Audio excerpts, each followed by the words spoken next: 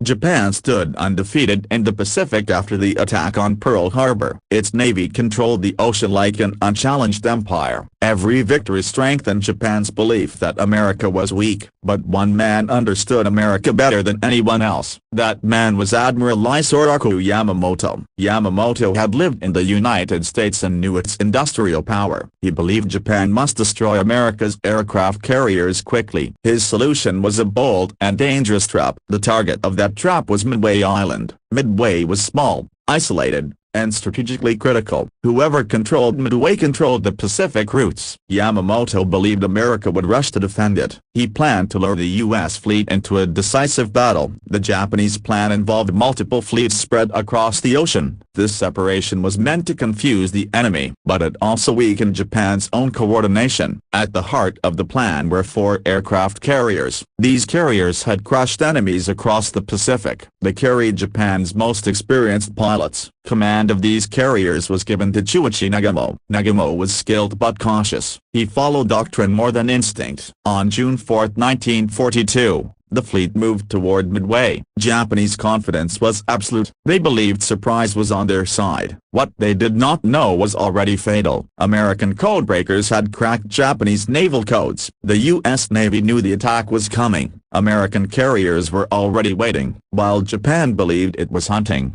it was being hunted. Dawn approached over the Pacific Ocean. Aircraft engines roared to life on Japanese decks. The first wave launched toward Midway Island. Bombs fell, but Midway did not surrender. American defenses survived the attack. A message was sent back to Nagamo's flagship. The message would change history forever. Enemy fleet detected. Nagamo now faced an impossible decision: attack Midway again or prepare for American carriers. He hesitated. That hesitation opened the door to disaster. Nagamo ordered his planes to be rearmed. Bombs were removed from aircraft. Torpedoes were brought onto the decks. Fuel hoses covered the carrier decks. The ships became floating bombs. Meanwhile, American pilots were already in the air. Many were flying outdated aircraft. Many knew they would not survive. Torpedo squadrons attacked first. They flew low and slow toward Japanese ships. Japanese fighters tore them apart. Plane after plane fell into the sea. Almost none returned. Their sacrifice seemed meaningless, but it forced Japanese fighters to chase them downward. The sky above the fleet was left unguarded. Nagamo was still changing weapons on his planes. Explosives lay scattered across the decks. Time was slipping away.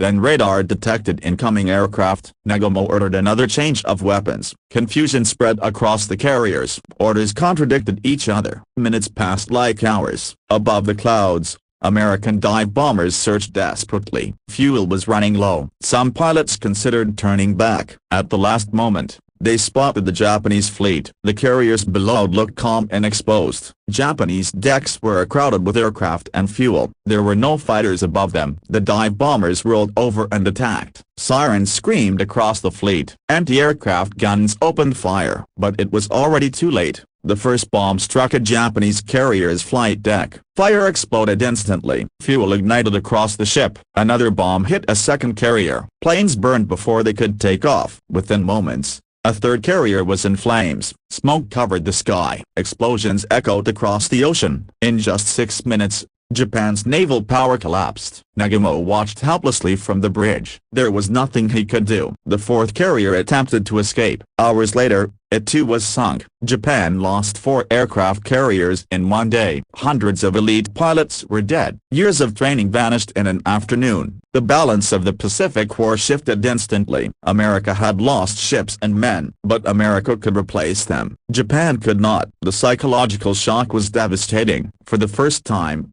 Japan was on the defensive. The myth of Japanese naval invincibility was shattered. The ocean that once protected Japan now threatened it. Midway became the turning point of World War II. From this moment, Japan would retreat island by island. America would advance relentlessly across the Pacific. All of it decided in 6 minutes. All of it caused by hesitation and timing. This was not just a battle. It was the beginning of the end.